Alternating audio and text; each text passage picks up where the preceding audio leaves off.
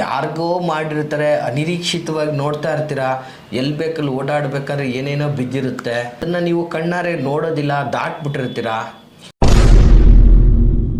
ಕೆಲವ್ರಿಗೆ ಅನುಭವ ಆಗಿದೆ ನಂಬ್ತಾರೆ, ಕೆಲವ್ರಿಗೆ ಅನುಭವಗಳಾಗಿಲ್ಲ, ಅನುಭವಕ್ಕೋಸ್ಕರ ಕಾಯ್ತಾ ಇರ್ತಾರೆ. ಕೆಲವೊಂದಷ್ಟು ಕುಟುಂಬಗಳು ಈ ಕೆಲವು ಮಾಂತ್ರಿಕ ಪ್ರಯೋಗಗಳಿಗೆ ಅಂದರೆ ವಾಮಾಚಾರದಂತಹ ತಂತ್ರ ಪ್ರಯೋಗಗಳಿಗೆ ಒಳಗಾಗಿರ್ತಕ್ಕಂಥದ್ದು. ನಿತ್ಯ ನಿಯಮಿತವಾಗಿ ದಿನೇ ಬಾಹುಬಲಿ ಬಲಿಷ್ಠನಾಗಿದ್ದಂಥ ವ್ಯಕ್ತಿ ಕ್ಷೀಣಿಸ್ಲಿಕ್ಕೆ ಒಳಗಾಗ್ಬಿಡ್ತಾನೆ. ಸಂಪೂರ್ಣವಾಗಿ ಒಂದು ಬಡಕಲು ಶರೀರಕ್ಕೆ ಹೋಗ್ಬಿಡ್ತಾನೆ. ಎಷ್ಟೇ ತಿಂದರೂ ಅವನ ಆರೋಗ್ಯದ ವ್ಯವಸ್ಥೆ ನಾಶ ಆಗ್ತಾನೆ ಇರುತ್ತೆ. ಮೆಡಿಕಲಿ ಅವನು ತುಂಬ ಚೆನ್ನಾಗಿದ್ದಾನೆ ಅಂತಾರೆ, ಬಟ್ ಆರೋಗ್ಯದಿಂದ ತುಂಬ ನೋವನ್ನು ಅನುಭವಿಸ್ತಾ ಇರ್ತಾನೆ. ಇದನ್ನೆಲ್ಲ ನೋಡ್ತಾ ಇರ್ತಕ್ಕಂತಹ ಹೆಂಗಸು ನಿತ್ಯ ಕಣ್ಣೀರು ಹಾಕ್ಕೊಂಡು ಮನೆಯಲ್ಲಿ ಜೀವನವನ್ನು ಮಾಡ್ತಾ ಇರ್ತಾಳೆ. ಸೊ ಈ ಥರದ ಪರಿಸ್ಥಿತಿ ಕ್ರಿಯೇಟ್ ಆದಾಗ ಮನೆಯಲ್ಲಿ ಹೆಣ್ಮಗಳು ನಿತ್ಯ ಕಣ್ಣೀರು ಹಾಕ್ತಾ ಇದ್ದಾಳೆ ಅಂದರೆ ಲಕ್ಷ್ಮಿ ಹೆಂಗೆ ನೆಲೆಸ್ತಾಳೆ? ಜೊತೆಗೆ ಪದೇ ಒಬ್ಬರು ತಪ್ಪಿದ್ರೆ ಒಬ್ಬರು ಅನಿರೀಕ್ಷಿತ ಸಾವನ್ನು ಅನುಭವಿಸ್ತಾ ಇರ್ತಾರೆ. ನಮಸ್ತೆ ವೀಕ್ಷಕರೇ, ನಾನು ನಿಮ್ಮ ಮೈಸೂರಿನ ಶ್ರೀನಿವಾಸನ್. ವೀಕ್ಷಕರೇ, ಈ ಒಂದು ಸಂಚಿಕೆಯಲ್ಲಿ ಬಹಳ ಘೋರವಾದಂತಹ ಒಂದು ವಾಸ್ತವವನ್ನು ಮತ್ತು ಅದರ ಒಂದು ಪರಿಹಾರಾರ್ಥ ರೆಮಿಡಿಯನ್ನು ನಾನು ನಿಮಗೆ ತಿಳಿಸ್ಕೊಡ್ತೀನಿ. ವೀಕ್ಷಕರೇ, ಏನಪ್ಪ ವಾಸ್ತವ ಅಂತಂದರೆ, ಇವತ್ತು ಸಾಮಾನ್ಯವಾಗಿ ಕೆಲವೊಂದಷ್ಟು ಕುಟುಂಬಗಳು ಈ ಕೆಲವು ಮಾಂತ್ರಿಕ ಪ್ರಯೋಗಗಳಿಗೆ ಅಂದರೆ ವಾಮಾಚಾರದಂತಹ ತಂತ್ರ ಪ್ರಯೋಗಗಳಿಗೆ ಒಳಗಾಗಿರ್ತಕ್ಕಂಥದ್ದು. ಸೊ ಅಥವಾ ಕೆಲವು ದ್ವೇಷಗಳಿಂದ ಅವ್ರ ಮೇಲೆ ಮಾಡಿರ್ತಾರೋ, ಅಥವಾ ಕೆಲವೊಂದು ಬಾರಿ ಯಾರಿಗೋ ಮಾಡಿರ್ತಾರೆ, ಅನಿರೀಕ್ಷಿತವಾಗಿ ನೋಡ್ತಾ ಇರ್ತೀರಾ, ಎಲ್ಲಿ ಬೇಕಲ್ಲಿ ಓಡಾಡಬೇಕಾದ್ರೆ ಏನೇನೋ ಬಿದ್ದಿರುತ್ತೆ. ಸೊ ಅದನ್ನು ನೀವು ಕಣ್ಣಾರೆ ನೋಡೋದಿಲ್ಲ, ದಾಟ್ಬಿಟ್ಟಿರ್ತೀರಾ. ಸೊ ಅದ್ರ ಪ್ರಭಾವಗಳೇನಾಗ್ತಾ ಇರುತ್ತೋ, ಹೀಗೆ ಈ ಥರದ ಈ ಒಂದು ಮಾಟ ಮಂತ್ರ ಅಥವಾ ತಾಂತ್ರಿಕ ಪ್ರಯೋಗಗಳಿಗೆ, ವಾಮಾಚಾರದಂತಹ ಪ್ರಯೋಗಗಳಿಗೆ ಒಳಗಾಗಿರ್ತಕ್ಕಂತಹ ಕುಟುಂಬ ಅಥವಾ ವ್ಯಕ್ತಿಗಳ ಒಂದು ವ್ಯವಸ್ಥೆ ಅಥವಾ ರಕ್ಷಣೆ, ಅವ್ರಿಗೆ ಒಂದು ಅದ್ಭುತವಾದಂತಹ ಒಂದು ರೆಮಿಡಿ. ಇದ್ರ ಬಗ್ಗೆ ನಾನು ನಿಮಗೆ ಅದ್ಭುತವಾಗಿ ಒಂದು ಸಂಚಿಕೆಯಲ್ಲಿ ಹೇಳ್ತೀನಿ ವೀಕ್ಷಕರೇ. ಹಾಗಾಗಿ ಯಾವುದೇ ಕಾರಣಕ್ಕೂ ಕೂಡ ಈ ಒಂದು ವಿಡಿಯೋವನ್ನು ಸ್ಕಿಪ್ ಮಾಡದೆ ಸಂಪೂರ್ಣವಾಗಿ ನೋಡಿ ತಿಳ್ಕೋಬೇಕು ವೀಕ್ಷಕರೇ. ಏನು ಗುರುಗಳೇ ಇವೆಲ್ಲ ಈ ಮಾಟ ಮಂತ್ರ ತಂತ್ರ ವಿಚಾರ ಅಂತಕ್ಕಂಥದ್ದು ನೀವು ಸಾಮಾನ್ಯವಾಗಿ ತಿಳ್ಕೊಬೋದು. ನೋಡಿ, ಇವತ್ತು ಸಮಾಜದಲ್ಲಿ ಎಷ್ಟು ಒಳ್ಳೆಯದಿದೆಯೋ ಅಷ್ಟೂ ಸಹ ಕೆಟ್ಟದ್ದಿರ್ತಕ್ಕಂಥದ್ದು ಸಾಮಾನ್ಯವಾಗಿ ನಾವು ನೋಡ್ತಾ ಇದ್ದೀವಿ. ಕೆಲವ್ರಿಗೆ ಅನುಭವ ಆಗಿದೆ ನಂಬ್ತಾರೆ, ಕೆಲವರಿಗೆ ಅನುಭವಗಳಾಗಿಲ್ಲ, ಅನುಭವಕ್ಕೋಸ್ಕರ ಕಾಯ್ತಾ ಇರ್ತಾರೆ. ಸೊ ಹಾಗಾಗಿ ನಾವು ಅದ್ರ ಬಗ್ಗೆ ಹೆಚ್ಚಾಗಿ ಮಾತಾಡಲಿಕ್ಕೆ ಇಷ್ಟಪಡೋದಿಲ್ಲ. ವಾಸ್ತವವಾಗಿ ಹೇಳೋದಿಷ್ಟೇ, ಇವತ್ತು ಈ ಥರದ ಒಂದು ಪ್ರಯೋಗಗಳಿಗೆ ಒಳಗಾದಂತಹ ಕುಟುಂಬದ ಪರಿಸ್ಥಿತಿ ಏನಾಗ್ಬೋದು? ಎಂತಹ ಒಳ್ಳೆಯ ಸಮೃದ್ಧಿಯಾಗಿರ್ತಕ್ಕಂತಹ ಕುಟುಂಬ ಇವತ್ತು ಕುಟುಂಬದ ಮುಖ್ಯಸ್ಥ ಅಥವಾ ಕುಟುಂಬದ ಮೇಲೆ ಪ್ರಭಾವ ಆಗಿದೆ ಅಂದರೆ, ಫಸ್ಟು ನೀವು ತಿಳ್ಕೊಬಿಡಿ, ಈ ಒಂದು ಪ್ರಭಾವಕ್ಕೆ ಒಳಗಾದಂಥವರ ಲಕ್ಷಣ ಅವ್ರಿಗೆ ಯಾವುದ್ರ ಮೇಲೂ ಆಸಕ್ತಿ ಅಂತಕ್ಕಂಥದ್ದೇ ಇರಲ್ಲ. ಕ್ರಮೇಣ ಅವರು ಮುಖ್ಯವಾಗಿ ಮೊದಲನೇದಾಗಿ ಎಫೆಕ್ಟ್ ಕೊಡೋದೇ ಆರೋಗ್ಯದ ಮೇಲೆ. ನಿತ್ಯ ನಿಯಮಿತವಾಗಿ ದಿನೇ ಬಾಹುಬಲಿ ಬಲಿಷ್ಠನಾಗಿದ್ದಂಥ ವ್ಯಕ್ತಿ ಕ್ಷೀಣಿಸ್ಲಿಕ್ಕೆ ಒಳಗಾಗ್ಬಿಡ್ತಾನೆ. ಸಂಪೂರ್ಣವಾಗಿ ಒಂದು ಬಡಕಲು ಶರೀರಕ್ಕೆ ಹೋಗ್ಬಿಡ್ತಾನೆ.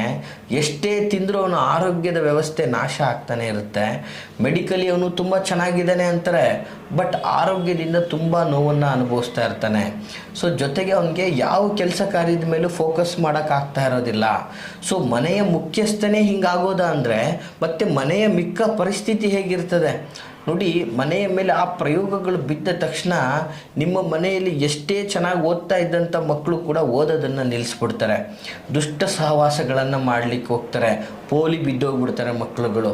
ಸೊ ಇದನ್ನೆಲ್ಲ ನೋಡ್ತಾ ಇರ್ತಕ್ಕಂತಹ ಹೆಂಗಸು ನಿತ್ಯ ಕಣ್ಣೀರು ಹಾಕ್ಕೊಂಡು ಮನೆಯಲ್ಲಿ ಜೀವನವನ್ನು ಮಾಡ್ತಾ ಇರ್ತಾಳೆ. ಸೊ ಈ ಥರದ ಪರಿಸ್ಥಿತಿ ಕ್ರಿಯೇಟ್ ಆದಾಗ ಮನೆಯಲ್ಲಿ ಹೆಣ್ಮಗಳು ನಿತ್ಯ ಕಣ್ಣೀರು ಹಾಕ್ತಾ ಇದ್ದಾಳೆ ಅಂದರೆ ಲಕ್ಷ್ಮಿ ಹೆಂಗೆ ನೆಲೆಸ್ತಾಳೆ? ಸ್ಥಿರವಾದ ಲಕ್ಷ್ಮಿ ಹೇಗೆ ನಿಮಗೆ ಪ್ರಾಪ್ತಿಯಾಗುತ್ತೆ? ಸೊ ಈ ಥರದ ಮಾಟ ಮಂತ್ರ ಪ್ರಯೋಗದಿಂದ ಒಂದು ಕುಟುಂಬ ನಾಶನೇ ಆಗೋಗ್ಬಿಡುತ್ತಲ್ಲ ವೀಕ್ಷಕರೇ, ಒಂದು ಕುಟುಂಬ ಬೀದಿಗೆ ಬಂದ್ಬಿಡುತ್ತಲ್ಲ.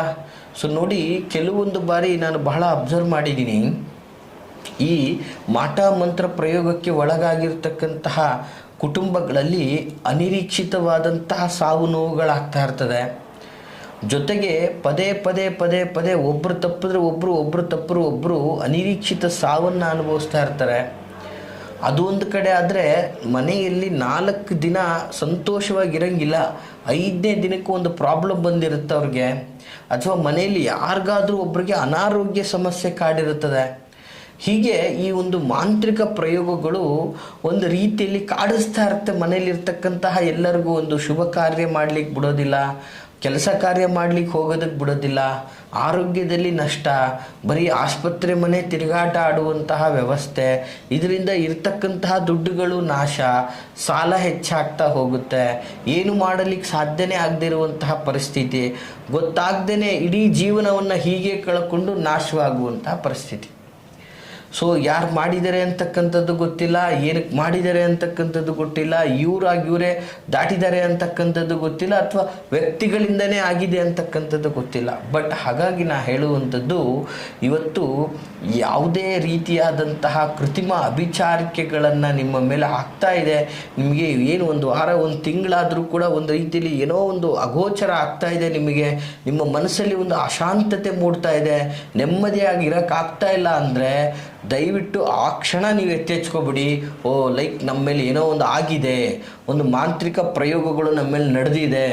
ಸೊ ಹೀಗಾಗಿ ನಮ್ಮ ಮನೆಯಲ್ಲಿ ದರಿದ್ರ ಅನ್ನೋದು ಆವರಿಸ್ಕೊಂಡಂಗೆ ಆಗಿದೆ, ಮನೆಯಲ್ಲಿ ಶಾಂತಿ ಇಲ್ಲ, ಮನೆ ಬರೀ ರವ ನರಕ ಅನುಭವಿಸ್ದಂಗೆ ಆಗ್ತಾ ಇರ್ತದೆ, ಮನೆಯಲ್ಲಿ ಸದಾ ಯಾರು ಹೊಡಿಲಿ ಯಾರಿಗೆ ಬಿಡಲಿ, ಯಾರ ಜೊತೆ ಜಗಳ ಕಾಯಲಿ ಅನ್ನೋ ರೀತಿಯಲ್ಲಿ, ಅಂದರೆ ಗಂಡ ಹೆಂಡತಿ ಜಗಳನೂ ಆಗ್ತಾ ಇರುತ್ತೆ, ಜೊತೆಗೆ ಗಂಡ ಮಕ್ಕಳಿಗೆ ಜೊತೆ ಜಗಳ ಆಗ್ತಾ ಇರುತ್ತೆ, ತಂದೆ ಮಕ್ಕಳ ಸಂಬಂಧ ನಾಶ ಆಗ್ತಾ ಇರುತ್ತೆ, ಮನೆಯಲ್ಲಿರ್ತಕ್ಕಂಥ ಹೆಣ್ಮಗಳು ತಂದೆ ತಾಯಿಗಳ ಮಾತುಗಳನ್ನು ಕೇಳ್ತಾ ಇರಲ್ಲ, ಸ್ವೇಚ್ಛಾಚಾರವಾಗಿ ಅವಳು ಇಚ್ಛೆಗೆ ಬಂದಂಗೆ ನಡ್ಕೊಳ್ತಾ ಇರ್ತಾಳೆ. ಈ ಎಲ್ಲ ಪರಿಸ್ಥಿತಿಗಳು ಕ್ರಿಯೇಟ್ ಆಗ್ತಾ ಇರ್ತದೆ ವೀಕ್ಷಕರೇ. ಸೊ ಜೊತೆಗೆ ಇಡೀ ಮನೆ ವ್ಯವಸ್ಥೆನೇ ನಾಶ ಆಗ್ತಾ ಇರುತ್ತೆ, ಅಭಿವೃದ್ಧಿ ಅನ್ನೋದೇ ಕಾಣೋಕ್ಕಾಗಲ್ಲ. ಸೊ ನೀವು ಏನು ಮಾಡೋಕ್ಕೆ ಹೋದರೂ ಕೂಡ ಒಂದು ರೀತಿಯಲ್ಲಿ ದರಿದ್ರ ನಿಮ್ಮನ್ನು ತಡೀತಾನೆ ಹೋಗ್ತದೆ, ನಿಮ್ಮ ಜೀವನದಲ್ಲಿ ಪ್ರಗತಿಯನ್ನು ಕಾಣಲಿಕ್ಕೆ ಸಾಧ್ಯನೇ ಆಗ್ತಾ ಇರೋದಿಲ್ಲ. ಸೊ ನಿಮ್ಮ ಮಿತ್ರರು ಶತ್ರುಗಳಾಗ್ತಾ ಹೋಗ್ತಾ ಇರ್ತಾರೆ. ನಿಮಗೆ ಯಾರನ್ನೂ ನಿಮ್ಮ ಬಂಧು ಮಿತ್ರರು ಅಥವಾ ಸ್ನೇಹಿತರು ಯಾರು ನಿಮ್ಮ ಹತ್ರ ಒಂದು ಬಾಂಡಿಂಗಾಗಿ ಬರೋಕ್ಕಾಗಲ್ಲ. ಅಂದರೆ ಏನಪ್ಪ ಹೆಂಗಿದ್ದವನು ಹಿಂಗಾಗ್ಬಿಟ್ನಲ್ಲ, ಏನೋ ಆಗಿದೆ ಅವ್ರಿಗೆ, ಯಾಕೆ ಬೇಕು ಅವ್ರ ಹತ್ರ ಹೋಗೋದು ಅನ್ನೋ ಲೆಕ್ಕಾಚಾರಕ್ಕೆ ದೂರ ಸರಿದು ಬಿಡ್ತಾರೆ. ಸೊ ಈ ಥರದ ಒಂದು ಮಾಂತ್ರಿಕ ಪ್ರಭಾವಗಳು ಒಂದು ಕುಟುಂಬದ ಮೇಲೆ ಅಥವಾ ಒಂದು ವ್ಯಕ್ತಿಯ ಮೇಲೆ ಪ್ರಭಾವವನ್ನು ಬಿದ್ದಾಗ ಆ ವ್ಯಕ್ತಿಯ ಜೀವನ ಅಂತಕ್ಕಂಥದ್ದು ಸರ್ವನಾಶ ಆಗಿಬಿಡ್ತದೆ ವೀಕ್ಷಕರೇ. ಇಂತಹ ತಪ್ಪುಗಳನ್ನು ಯಾರೂ ಕೂಡ ಮಾಡಬೇಡಿ ಅಂತ ನಾನು ಸೂಚನೆಗಳನ್ನು ಕೊಡ್ತೀನಿ. ಬಟ್ ಆದರೆ ಇವತ್ತು ಸಮಾಜ ಬಹಳ ಕೆಟ್ಟದ್ದಾಗಿದ್ದು, ಇವತ್ತು ಬರ್ತಕ್ಕಂಥವ್ರು ಕೇಳುವಂಥವ್ರು ಅವ್ನು ನಾಶ ಆಗಬೇಕು, ಅವನು ಸತ್ತೋಗ್ಬೇಕು, ಅವನು ಬದುಕಬಾರ್ದು, ಅವನ ಮನೆ ನಾಶವಾಗಿ ಹೋಗ್ಬೇಕು, ಇದೇ ಥಾಟಲ್ಲಿ ಇರ್ತಾರೆ ಹೊರತು ಅವರ ಒಂದು ವೈಯಕ್ತಿಕ ಬದುಕನ್ನು ಸಮೃದ್ಧಿ ಹೋಗುವುದರ ಕಡೆಗೆ ವಿಚಾರ ಮಾಡುವಂಥದ್ದಿಲ್ಲ ವೀಕ್ಷಕರೇ. ಹೀಗಾಗಿ ನಮ್ಮ ಸ್ನೇಹಿತರ ಸಮೂಹಗಳೆಲ್ಲ ಹೇಳ್ತದೆ ಬರ್ತಕ್ಕಂಥವ್ರ ವಿಚಾರ ಹೀಗಿರ್ತದೆ ಅಂಥೇಳಿ. ಸೊ ದಯಮಾಡಿ ನಾನು ನಿಮಗೆ ಹೇಳ್ತಾ ಇರ್ತಕ್ಕಂಥದ್ದು, ಈ ಥರ ಒಂದು ಮನೆ ಕುಟುಂಬವನ್ನು ನಾಶ ಮಾಡಿ ನೀವು ಚೆನ್ನಾಗಿರ್ತೀರ ಅಂತ ಅಂದ್ಕೊಳ್ಳೋದು ಬಹಳ ತಪ್ಪು. ಇವತ್ತು ಪರಮಾತ್ಮ ಏನು ಹೇಳ್ಬಿಟ್ಟಿದ್ದಾನೆ ಅಂತಂದರೆ, ಎಲ್ಲವೂ ಇಲ್ಲೇ, ಸ್ವರ್ಗ ನರಕ ಎಲ್ಲವೂ ಇಲ್ಲೇ ಅನುಭವಿಸ್ಬೇಕಾಗ್ತದೆ.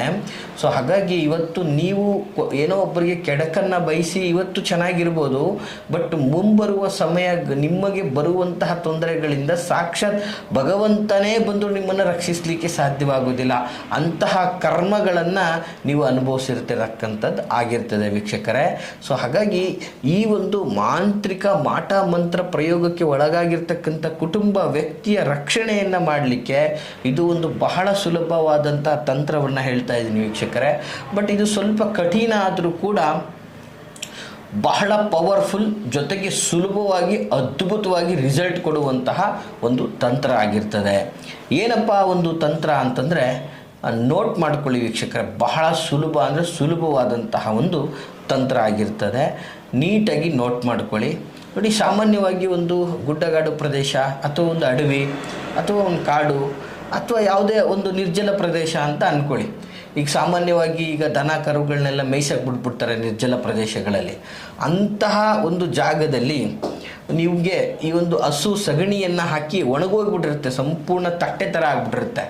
ಅಂತಹ ಸಗಣಿಯನ್ನು ತೆಗೆದುಕೊಂಡು ಬರಬೇಕು ವೀಕ್ಷಕರೇ.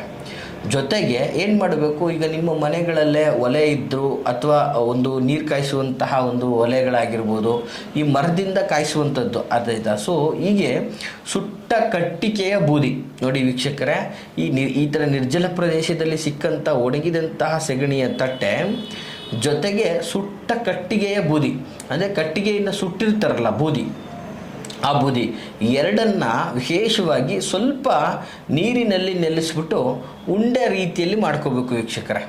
ಭಾಳ ವಿಶೇಷವಾಗಿ ಉಂಡೆ ರೀತಿಯಲ್ಲಿ ಮಾಡ್ಕೋಬೇಕು. ನಿಮ್ಮ ಮನೆಯಲ್ಲಿ ಒಬ್ರಿಗಾಗಿದ್ದರೆ ಒಬ್ಬರು, ಇಬ್ಬರು ಇದ್ದರೆ ಇಬ್ಬರು, ಮೂರು ಇದ್ದರೆ ಮೂರು, ಎಷ್ಟು ಜನ ಇರ್ತೀರೋ ಅಷ್ಟು ಉಂಡೆಗಳನ್ನು ಮಾಡ್ಕೊಳ್ಳಿ ವೀಕ್ಷಕರೇ. ಮಾಡಿಕೊಂಡ ನಂತರ ನಿಮ್ಮ ಮನೆಯಲ್ಲಿರ್ತಕ್ಕಂತಹ ಕಾಡಿಗೆ, ಕಪ್ಪು ಕಾಡಿಗೆ, ಆ ಕಾಡಿಗೆಯಿಂದ ಅದಕ್ಕೆ ತಿಲಕವನ್ನು ಇಡಿ. ಅದಾದ ನಂತರ ಕುಂಕುಮದಿಂದನೂ ಸಹ ತಿಲಕವನ್ನು ಇಡಿ. ಈ ತಿಲಕವನ್ನು ಇರಿಸಿದ ನಂತರ ಒಂದು ನಾಣ್ಯ ಮತ್ತು ಒಂದು ಲೋಹದ ಮೊಳೆ ನೋಡಿ, ಈ ಲೋಹದ ಮೊಳೆಯನ್ನು ನೀವು ಅಂಗಡಿಗಳಿಂದ ಪರ್ಚೇಸ್ ಮಾಡೇ ತರಬೇಕು. ಸುಮಾರು 1 ಇಂಚ್ ಮೊಳೆನೋ 1.5 ಇಂಚ್ ಮೊಳೆನೋ ಅಂಗಡಿಯಿಂದ ತಗೊಂಬರಬೇಕು. ತಗೊಬಂದು ಆ ನಾಣ್ಯವನ್ನು ಮತ್ತು ಆ ಒಂದು ಮೊಳೆಯನ್ನು ಆ ಉಂಡೆ ಒಳಗಡೆ ಇರಿಸ್ಬೇಕು. ನಾಣ್ಯವನ್ನು ಅದರೊಳಗಿಡಬೇಕು. ಆ ಮೊಳೆಯನ್ನು ಯಾವುದಾದ್ರೂ ಒಂದು ಮೂಲೆಗೆ ಚುಚ್ಚಬೇಕು. ಈ ರೀತಿ ಚುಚ್ಚಿದ ನಂತರ ಈ ಕುಟುಂಬದ ಮೇಲೆ ಆಗಿದೆ ಅಂದರೆ ಕುಟುಂಬದಲ್ಲಿರ್ತಕ್ಕಂತಹ ಒಂದೊಂದು ವ್ಯಕ್ತಿಯನ್ನು ನಿಲ್ಲಿಸ್ಕೊಂಡು 7 ಬಾರಿ ವಿಶೇಷವಾಗಿ ಅದನ್ನು ತಲೆಯಿಂದ ಪಾದದ ಗಂಟ ನಿವಾಳಿಸ್ಕೋಬೇಕು ವೀಕ್ಷಕರೇ. ಮೊದಲು ತಲೆಯನ್ನು ಆ್ಯಂಟಿ ಕ್ಲಾಕ್ ವೈಸ್ ನಿವಾಳಿಸ್ಕೋಬೇಕು. ನಂತರ ತಲೆಯಿಂದ ಪಾದದ ಗಂಟ 7 ಬಾರಿ ನಿವಾಳಿಸ್ಕೋಬೇಕು. ನಿವಾಳಿಸ್ಕೊಂಡ ನಂತರ ವೀಕ್ಷಕರೇ ಆ ಉಂಡೆಯನ್ನು ತೆಗೆದುಕೊಂಡು ಯಾರೊಟ್ಟಿಗೂ ಸಹ ಮಾತಾಡದೆ ಸ್ಮಶಾನ ಮೌನದ ರೀತಿಯಲ್ಲಿ ಸಂಪೂರ್ಣ ಮೌನ ವ್ರತ ಆಚರಿಸ್ಬೇಕಾದ್ರೆ ಹೆಂಗೆ ಮೌನವಾಗಿರ್ತೀವೋ ಆ ಇಳೆಯನ್ನು ತೆಗೆದ ನಂತರ ಮೌನವಾಗಿ ಹೋಗ್ಬಿಟ್ಟು ಒಂದು ಸರ್ಕಲ್, ಯಾವುದಾದ್ರೂ ಒಂದು ಸರ್ಕಲಲ್ಲಿ, ಅಂದರೆ 4 ದಾರಿ ಸೇರುವಂತಹ ಒಂದು ಸರ್ಕಲಲ್ಲಿ ಇಟ್ಬಿಟ್ಟು ಬಂದುಬಿಡಬೇಕು. ಹಿಂದೆ ತಿರುಗಿ ನೋಡದೆ ತುಟಿಕ್ ಪಿಟಿಕ್ ಅಂದೆ ಬಂದುಬಿಡಬೇಕು ವೀಕ್ಷಕರೇ. ಆನಂತರ ನೀವು ಮಾತಾಡ್ಕೋಬೋದು, ಏನಾರ ಮಾಡ್ಕೋಬೋದು. ಈ ರೀತಿಯಾಗಿ ಇದನ್ನು ನೀವು, ಈ ತಂತ್ರವನ್ನು ಸಾಮಾನ್ಯವಾಗಿ ಯಾವ ದಿನಗಳಲ್ಲಿ ಬೇಕಾದರೂ ಮಾಡ್ಬೋದು. ಎಕ್ಸ್ಪೆಷಲಿ ಇದು ಪವರ್ಫುಲ್ಲಾಗಿ ಬಹಳ ಬೇಗ ಎಫೆಕ್ಟ್ ಕೊಡಬೇಕು ಅಂತಂದರೆ ಮಂಗಳವಾರ ಮತ್ತು ಶನಿವಾರ ಸಾಯಂಕಾಲ ಈ ತಂತ್ರ ಮಾಡಿದ್ರೆ ಶೀಘ್ರ ಫಲ ನಿಮಗೆ ದೊರಕುತ್ತೆ ಅಂತ ಹೇಳಕ್ಕೆ ಇಷ್ಟಪಡ್ತೀನಿ ವೀಕ್ಷಕರೇ. ಬಹಳ ಸುಲಭವಾದಂತಹ ತಂತ್ರ ವೀಕ್ಷಕರೇ. ಗೊತ್ತಾಗಿಲ್ಲ ಅಂದರೆ ಈ ವಿಡಿಯೋವನ್ನು, ಈ ತಂತ್ರವಾದ ಒಂದು ವ್ಯವಸ್ಥೆಯನ್ನು ಮರುಪ್ರಸಾರ ಮಾಡಿ 2 ಸಲ ಕೇಳ್ಕೊಂಡು ಮಾಡಿ ವೀಕ್ಷಕರೇ. ಈ ಮಾಹಿತಿ ತಮಗೆ ಇಷ್ಟವಾಗಿದ್ದರೆ ಲೈಕ್ ಮಾಡಿ. ಹಾಗೆ ಯಾರೆಲ್ಲ ಈ ಒಂದು ಮಾಂತ್ರಿಕ ಬಾಧೆಗಳಿಂದ ನರಳ್ತಾ ಇರ್ತಾರೆ ಅವ್ರಿಗೆ ತಪ್ಪದೇ ಈ ಒಂದು ವಿಡಿಯೋನ ಶೇರ್ ಮಾಡಿ ಅಂತ ಹೇಳ್ತಾ, ಹಾಗೆ ನಿಮ್ಮ ಯಾವುದೇ ಥರದ ವೈಯಕ್ತಿಕ ವಿಚಾರಗಳನ್ನು ಮುಕ್ತವಾಗಿ ನಮ್ಮೊಟ್ಟಿಗೆ ಮಾತಾಡಬೇಕು, ಸಮಾಲೋಚನೆಯನ್ನು ಮಾಡಬೇಕು ಅಂತಂದರೆ ನಾವಿರುವಂತಹ ವಿಳಾಸ ವಿಜಯನಗರ 2ನೇ ಹಂತ KD ಸರ್ಕಲಲ್ಲಿ ನಮ್ಮ ಕಚೇರಿ ಇರ್ತಕ್ಕಂಥದ್ದು. ಸೊ ನೇರವಾಗಿಯೂ ಸಹ ಬಂದು ನಮ್ಮನ್ನು ಭೇಟಿಯಾಗ್ಬೋದು ಅಂತ ಹೇಳ್ತಾ, ಬರುವ ಮುನ್ನ ವಿಡಿಯೋದಲ್ಲಿ ಕಾಣುವಂತಹ ಸಂಖ್ಯೆಗೆ ಕರೆ ಮಾಡಿ ನಾವು ಇರುವುದನ್ನು ಖಚಿತಪಡಿಸ್ಕೊಂಡು ಬಂದು ಭೇಟಿಯಾಗಿ ಅಂತ ಹೇಳ್ತಾ, ಶುಭವಾಗಲಿ. ನಮಸ್ಕಾರ.